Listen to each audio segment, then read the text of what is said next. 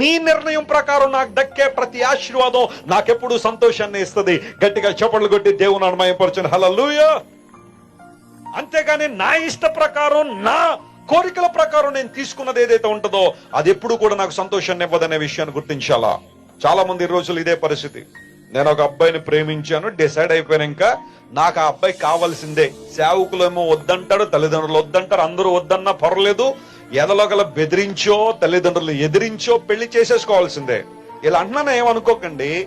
అలాంటి పట్టుబట్టి చేసుకున్న చాలా కుటుంబాల్లో ఈ రోజున సంతోషం ఉందా? వారు నిజంగా ఆనందిస్తున్నారా? నేను బ్లెస్సీ వెస్లీ గారు చాలా మందిని కౌన్సిలింగ్ చేస్తుంటాం. పోస్ట్ మ్యారిటల్ కౌన్సిలింగ్ ఇస్తా ఉంటే ఎక్కువ కేసులు ఇవే. ఈ అబ్బాయి నా సర్వస్వం అనుకుని పెళ్లి చేసుకున్నాడు వెస్లీ గారు, ఈ రోజు నరకం చూపించేస్తున్నాడండి నాకు. ఈ అమ్మాయి సర్వస్వం అని పెళ్లి చేసుకున్నానండి, నాకు నరకం చూపించేస్తుందండి, నన్ను నా తల్లిదండ్రులు ప్రేమించట్లేదండి. చాలా భయంకరమైన పరిస్థితి. కారణం ఏంటో తెలుసా? దేవుడు నువ్వు అడిగింది కొన్నిసార్లు ఇస్తాడు, కానీ అవి నీకు ఆశీర్వాదకరంగా ఉండకపోవచ్చు. నువ్వు నేను చేయాల్సిన ప్రార్థన ఏంటో తెలుసా? Lord, let your will be done in my life.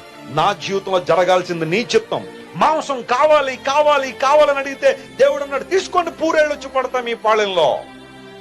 ఆ పూరేళ్ళను పోగు చేసుకునే విధానం చూస్తే ఒక్కొక్కడికి వాడికి కావలసిన దానికన్నా ఎక్కువ పోగు చేసుకుని ఇళ్లలో పెట్టుకున్నారట ఆ పూరేళ్ళను పట్టుకెళ్ళి. ఎంతకాలం ఉండిపోదాం నా ప్రాంతంలో? మీరు వెళ్ళరా కనాన్ దేశానికి? కనాన్ దేశం